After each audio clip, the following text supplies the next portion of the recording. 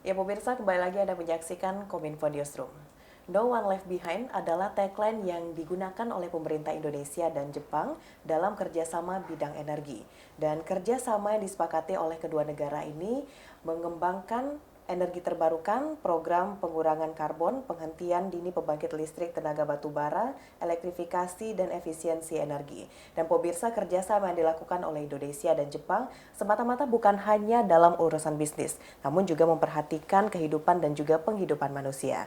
Dan diharapkan dengan kerjasama yang dilakukan oleh Indonesia dan Jepang ini dapat memberikan dampak yang lebih baik lagi kepada masyarakat. Pemirsa, untuk membahasnya lebih rinci saat ini langsung dari studio podcast Kementerian ESDM, saya sudah bersama dengan Kepala Biro Komunikasi, Layanan Informasi dan Kerjasama Kementerian ESDM, Bapak Agus Cahyo Adi. Pak Aca, apa kabar? Baik. Baik, ini kita kembali membahas hal yang sangat krusial juga nih Pak, kerjasama bilateral antara Indonesia dan juga Jepang. Nah, kita mengetahui Pak Aca bahwa kerjasama yang dilakukan Indonesia dan Jepang, terutama dalam bidang energi ini, tentu akan memberikan dampak yang besar. Sebelum kita bahas Pak Aca, dampak apa nanti yang akan ditimbulkan? Peta jalan yang disiapkan oleh pemerintah Indonesia sebelum terjadinya kerjasama ini seperti apa Pak? Ya, makasih bahwa Indonesia itu sangat berkomitmen. Kita meratifikasi mulai dari dulu Kyoto Protocol, kemudian dilanjut dengan Paris Agreement, yang mana sesuai dengan amanah dari pendahulu kita di pembukaan Undang-Undang Dasar, kita kan harus melakukan kerjasama internasional secara bebas dan aktif. Dan di sini kita ikut mendukung bagaimana program UN FCCC, UN mengenai perubahan iklim, bagaimana kita ikut menuju ke energi transisi, menuju net zero emission, yang mana di sini menjadi komitmen besar bagaimana menjaga iklim suhu bumi tidak meningkat dari 1,5%, dan kita punya potensi besar. Makanya ini kita kerjasamakan dengan dengan berbagai negara, berbagai institusi untuk bisa membuat net zero emission. Dan kita sudah mencanangkan Indonesia akan menjadi negara yang net zero emission pada tahun 2060 atau lebih cepat, dengan target-targetnya, ada roadmap-nya tahun ke tahun menuju sana. Oke, berarti itu sudah disusun sedemikian rupa dengan mempertimbangkan tahun berikutnya itu akan seperti apa nanti potensinya begitu. Betul. Pak Aca, kalau kerjasama bilateral antara Indonesia dengan Jepang ini sebenarnya dari segi regulasi termasuk agak sulit atau tidak nih Pak?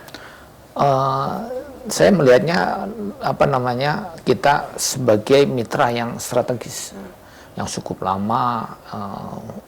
Kalau kita lihat apa yang hasil-hasilnya, kita lihat dari mulai, walaupun katanya pampasan perang, ada Tol Jagorawi, kemudian LNG plant pertama di kita itu yang inisiasi Jepang, di Arun dan di Badak di Kalimantan, di Bontang. Kemudian ada yang Jepang juga mengembangkan industri aluminium, memanfaatkan potensi PLTA yang di Danau Toba sana, dibangun di situ Inalum pada saat itu.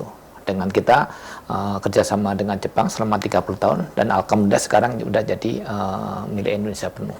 Jadi itu kalau kita udah kayak saudara kakak beradik, dan itu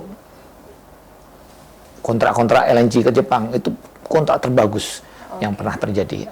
Baik. Nah, kalau kita lihat di media sosial atau pemberitaan begitu Pak Aca, mulai dari regulasi yang dihadirkan, lalu nanti mengenai pendanaan dan juga teknologi, ada yang mengatakan sedikit ribet untuk di Indonesia begitu Pak. Nah, terkait dengan hal itu nih dari Kementerian SDM sendiri, Pak Aca menanggapinya, langkah apa yang disediakan oleh pemerintah Indonesia agar investor nantinya itu lebih leluasa, lebih yakin untuk bisa berinvestasi di Indonesia termasuk di Jepang Pak? Ya, investasi itu adalah kita itu bersaing antar negara. Negara yang berinvestasi kan negara-negara maju, investor itu mereka akan membandingkan satu negara dan negara lain. Tentunya berbagai hal yang harus dilihat. Di dunia bisnis ada namanya UN, dan perbankan ada namanya EODB, Ease of Doing Business. Dan kita udah terus mendengar apa yang dikeluhkan, dan alhamdulillah ini tertangkap dengan pemerintah sekarang, udah dilakukan, mungkin cukup mengagetkan juga, yang itu adalah keluarnya Undang-Undang Cipta Kerja. Itu adalah satu langkah besar untuk bisa memberikan pelayanan, memberikan kemudahan pada investasi. Soalnya investasi udah nggak punya kewarganegaraan. Mereka memilih di mana negara yang sangat ramah dengan investasi. Itu ada dimulai dengan kebijakan satu peta. Dulu kan ada yang ngomong tumpang tindih, yang satu untuk alokasi apa dengan ada perpres mengenai kebijakan satu peta. Kemudian satu data satu yang lain sudah ada perpres satu data. Dan yang kemudian di Undang-Undang Ciptaker ada namanya pemerintah buat online single submission. Semua disatukan. Kalau dulu setelah berjalan baik, nggak taunya izin lingkungan belum ada. Di OSS itu mulai ada namanya perizinan berbasis risiko. Semua badan usaha dari awal sudah mengajukan gimana sih mereka izin lokasi di depan, kemudian badan usahanya juga profil badan usaha dimasukkan di depan. Setelah itu clear, baru masuk mau milih usaha apa. Secara teknis ada di Undang-Undang Ciptaker dan PP 5 itu disebutkan mana sih usaha-usaha yang berisiko tinggi harus mendapatkan persetujuan dari Kementerian Teknis. Dan itu kita lakukan dengan tambah lagi digitalisasi. Jadi orang nggak perlu ribet pindah satu meja ke meja yang lain. Diawali dulu dengan pelayanan satu pintu di BKPM, terus lanjut dengan digitalisasi OSS. Jadi dokumen yang jalan, orang nggak perlu masukin di OSS, dokumennya yang jalan, tinggal mereka dapat alert di emailnya, ada kurang atau enggak, atau persetujuan atau tidak secara cepat. Jadi itu yang kita memberikan layanan yang lebih baik kepada investor. Berarti harusnya dengan ada regulasi yang sudah mempermudah tadi itu bisa lebih banyak investor yang datang untuk kerjasama bidang energi ini Pak Aceh ya. Insya Allah ya. Masih berkaitan dengan itu Pak, kalau kerjasama bilateral Indonesia dengan Jepang ini, apakah kita juga berfokus pada pengembangan kualitas SDM nanti dan juga energi ramah lingkungan, begitu Pak? Betul, bahwa kerjasama kan ada Indonesia-Jepang Forum besar. Kemudian di kita ada Indonesia-Jepang mengenai Energy Forum, yang mana di situ udah cukup lama, itu udah kita bahas, dan terakhir diperbarui di tahun 2022 ada member MOC ya, Memorandum of Cooperation tentang transisi energi. Dan ini bersama-sama dengan ASEAN, kemudian Jepang membantu kita dengan ASEAN, namanya ASEC, ASEAN Zero Emission Community. Jepang bersama-sama dengan investornya memberikan bantuan kepada negara ASEAN. Itu tidak semacam teknis saja, tapi termasuk bagaimana di penyiapan dokumen proyek biar bankable. Sehingga pada saatnya proyek bisa jalan, kemudian mencarikan sumber dana dari berbagai pihak. Kan kita kenal juga ada blended financing. Jadi ada pendanaan komersial ditambah pendanaan infrastruktur, ada pendanaan karbon. Jadi di situ kita dengan Jepang sudah duduk bareng dan juga melihat teknologi ke depan, new teknologi. Kita tahu renewable itu punya kekhasan. Mereka itu ada namanya variable renewable energy, karena dia nggak bisa siap pada saat terus menerus. Matahari ada siang aja, angin ya namanya angin, bahasa kita ada angin-anginan, kadang kenceng kadang rendah, itu ada variabelnya. Itu butuh teknologi untuk mengisi. Pada saat mereka nggak ada butuh storage. Storage itu bisa baterai, bisa ada pump storage, juga bisa pakai hidrogen, amonia. Itu sedang dikembangkan. Dan selanjutnya ada satu lagi, ada industri yang membutuhkan energi dengan intensitas tinggi, butuh suhu yang tinggi dan kapasitas besar. Itu kalau dengan renewable masih belum bisa ketemu bagaimana mengharmoniskan. Butuh ada satu dikembangkan bagaimana namanya CCS, carbon capture and storage. Bagaimana kalau masih menggunakan energi fosil, karbonnya ditangkap kemudian disimpan. Kita punya potensi yang besar. Di secara geologi kita punya depleted reservoir bekas oil and gas ya. Kemudian juga ada saline aquifer dengan apa namanya, kita diberkahi, ada beberapa tempat tuh ada yang rongga-rongga di dalam perut bumi yang bisa untuk nabung karbon. Kemudian tentunya tadi yang ditanyakan mengenai human capital atau human resources. Semua program tadi ada capacity building-nya. Dan dulu Jepang kan ada Mombuso ya dulu ya.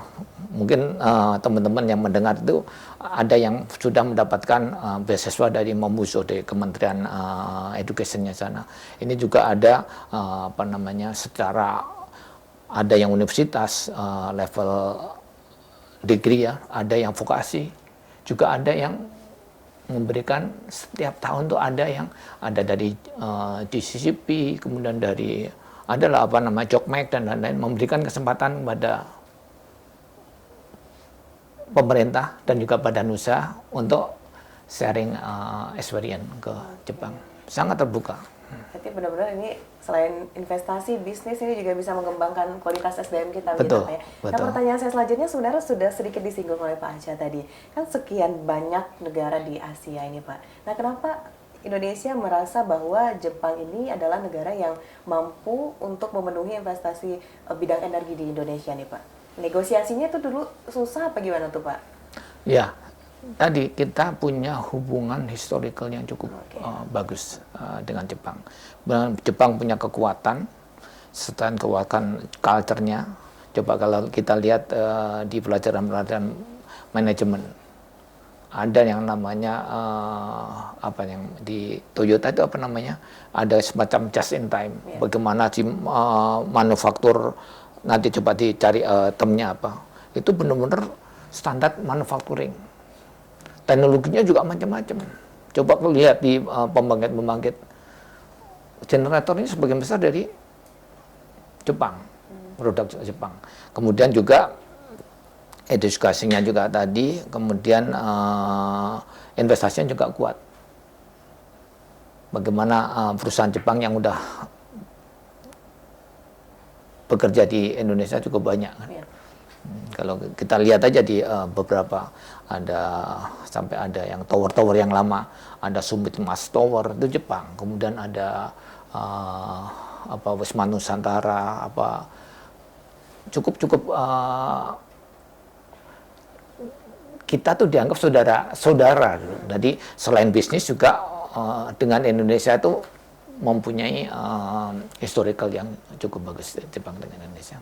Baik, ada historical yang bagus antara Indonesia dan Jepang. Ini salah satu mengapa kita memilih untuk melakukan kerjasama bidang energi. Gitu. Salah satunya. Salah satunya. Iya. Baik, tapi untuk dipertegas Pak Acha, apakah permasalahan pendanaan dan minat investor ini merupakan salah satu tantangan dalam hubungan kerjasama kita, Pak?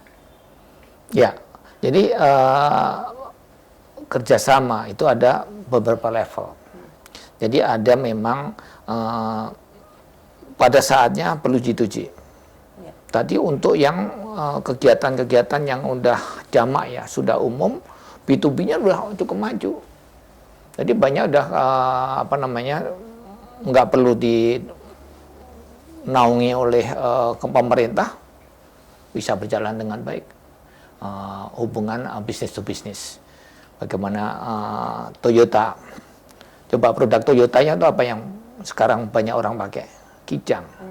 Kijang itu panjangnya apa? Apa? Kerjasama Indonesia-Jepang. Kerjasama Indonesia-Jepang. Oh, disingkat Kijang. Kijang. Banyak hal yang apa namanya bersama-sama. Tadi sudah saya sebutkan bagaimana LNG, kemudian ada ini sampai satu perusahaan yang luar biasa di Migas, Impact, dengan apa namanya oil and gas ya, sampai terakhir sampai Mas Selang tetap komit dengan Indonesia. Baik, terakhir Pak Aca, ini saya juga kita mengumpulkan beberapa pertanyaan juga dari masyarakat. Salah satu poin penting dalam kerjasama bidang energi Indonesia dan Jepang ini adalah mengurangi ketergantungan pemakaian bahan bakar fosil dan penghentian dini pembangkit listrik tenaga batu bara. Nah, jika pada tahun 2060 nanti transisi energi berhasil dilakukan, apa yang dilakukan dengan area PLTU batubara ini, Pak? Ya, PLTU batubara. PLTU batubara ini nanti kalau area PLTU batubara ini bisa di-repurpose, digunakan untuk hal yang lain. Dan di kontrak-kontrak listrik itu ada BOT, Build Own and Transfer. Jadi apa namanya bagian dari utility kita. Oke. Jadi areanya tadi dengan utilities yang ada bisa digunakan untuk pembangkit yang lainnya, yang renewable. Jadi seperti itu, dan juga hal yang lain untuk tambang batu baranya.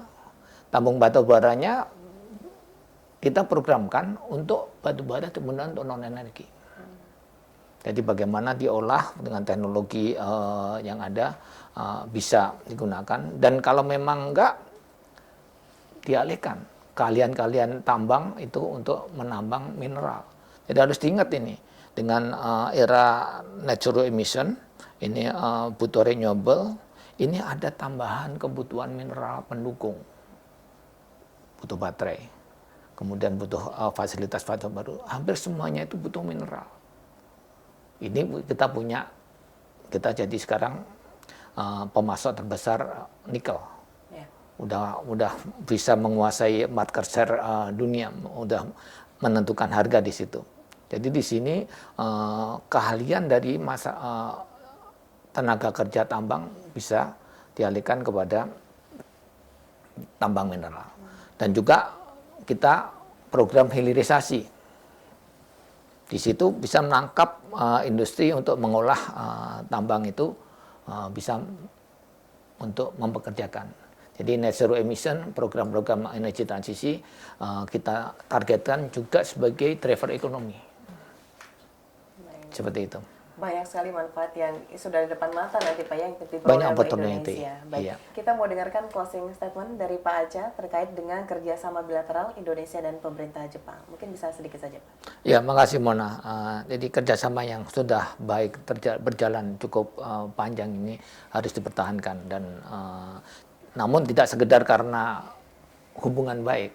Ini kerjasama yang saling menguntungkan, dan ada slogan kita. Saya slogan dunia. Ya. Jadi untuk bisa energi transisi ini harus dengan collaboration. Jadi nggak ada semuanya yang sendiri, itu nggak bisa. Tadi dari sisi resources, kita punya resources. Kalau nggak ada demand-nya gimana? Kita membangkitkan listrik, nggak ada yang pakai listriknya, nggak ada yang beli, ya kita dagangan nggak laku, rugi. Jadi harus kolaborasi yang kuat, saling mendukung dari yang punya resources sumber daya, punya resources teknologi, resources pendanaan, kerja bareng, dan dengan namanya kerjasama harus dengan prinsip win-win. Kolaborasi, dan tidak dengan Jepang aja, regional. Satu lagi, no transition without transmission. Yeah. Jadi bagaimana kita nyambungkan sumber daya itu kepada demand.